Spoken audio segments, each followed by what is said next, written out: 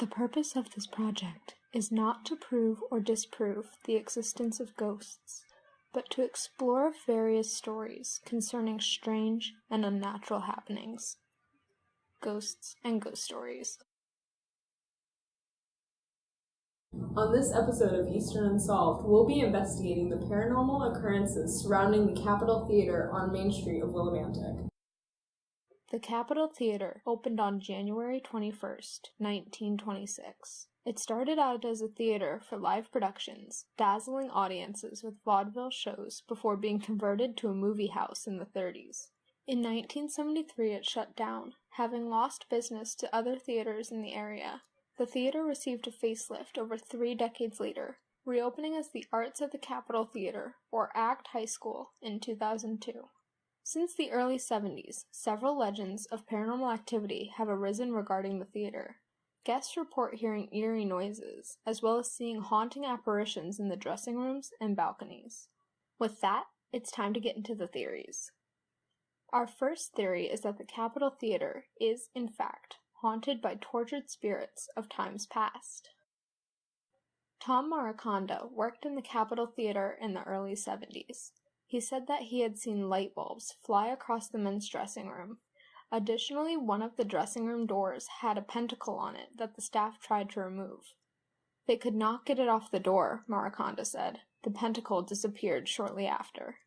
I think it's really funny that he called it a pentacle, because that's not the proper term. It's a pentagram.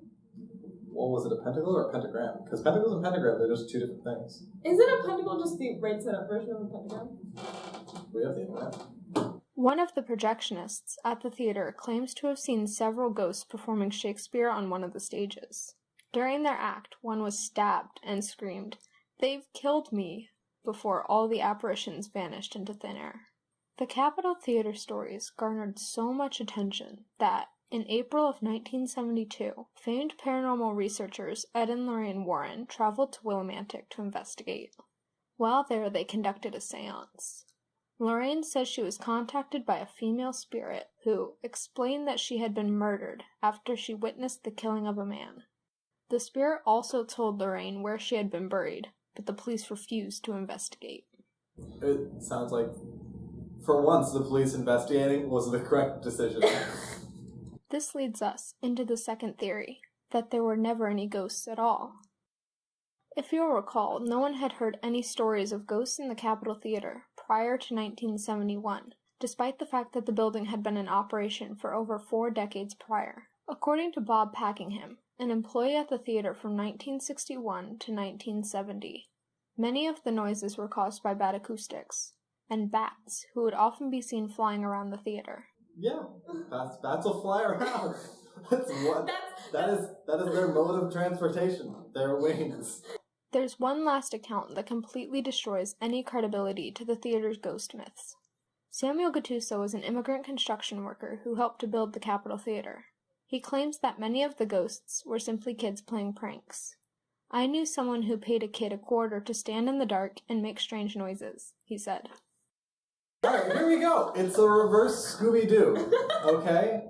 Like, the theater went out of business, and then when they opened back up, they reverse Scooby-Dooed it. Usually, like, the Scooby-Doo villain, he pretends to be a ghost, or any spooky monster, to drive customers away to gain some sort of wealth, but it's the opposite here. Okay, so it's solved, actually. We figured it out. The Capitol Theater ghost stories are all a bunch of nonsense. What's the point, then? Why did anyone go through so much trouble to make it appear haunted in the first place? There's something oddly romantic about knowing someone else's stories, whether they're dead or not. Maybe the tenants of the theater just didn't want to be forgotten, especially since they're only ever known for telling other people's tales. But after the theater closed, most everyone forgot about the spirits.